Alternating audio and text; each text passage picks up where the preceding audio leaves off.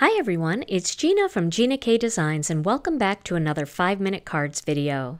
Today I'm going to show you the Split Embossed Design technique using embossing folders. I'm using two of the Gina K Designs folders. I'm using the Swiss Dot and the Petite Flourish. Now when you load your piece of cardstock into the embossing folder, you want to make sure that the rough side is on the bottom and the smooth side is on the top. This way, the images will protrude forward both on the top and the bottom. Once you load your cardstock where you want the top part of the design to be, lay it down on your die cutting machine and then put your plate on top. But move the plate so that it goes just above the edge of the embossing folder, right there. You want to make sure you don't go over that edge or it's going to push a line into your cardstock. Then I use a couple of sheets of cardstock just to tighten it up a bit, and I'm running it through my machine here.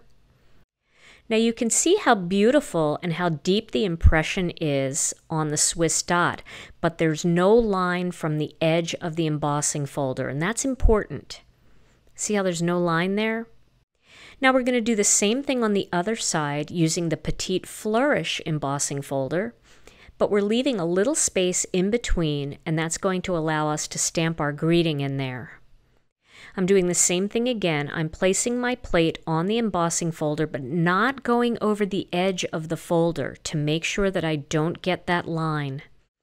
And then I'm laying some cardstock on top to make sure I get a deep impression, and I'm running it through my machine.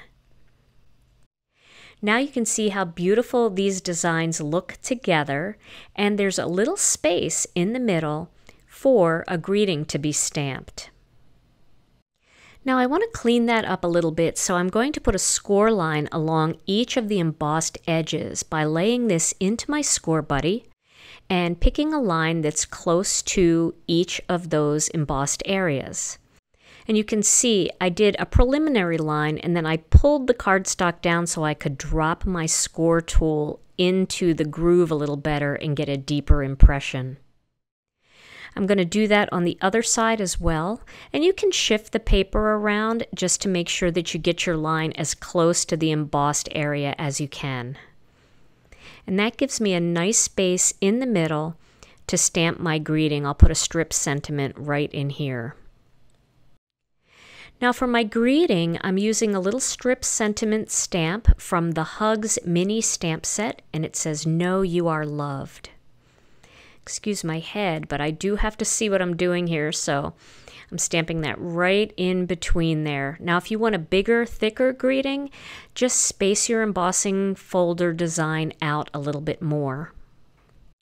Now for my focal image, I'm using some of the Gina K Designs Watercolor Floral Ephemera.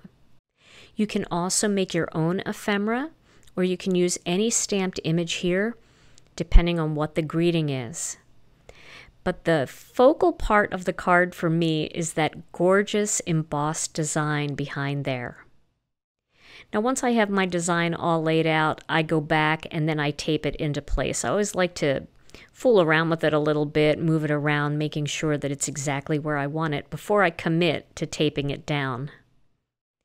So I tape all of my greenery down first using some dot runner adhesive, and then I'm going to take that flower and I'm going to pop it up. So you can either use a foam square or you can use some foam tape. I'm going to use a little bit of foam tape here because I am out of white foam squares. So I'm substituting some foam tape. I'm just popping that onto the back there and then popping it into place on the card.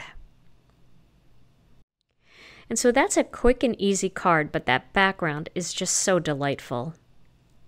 Well, I hope you enjoyed today's 5-minute card video, and I hope you'll give this technique a try.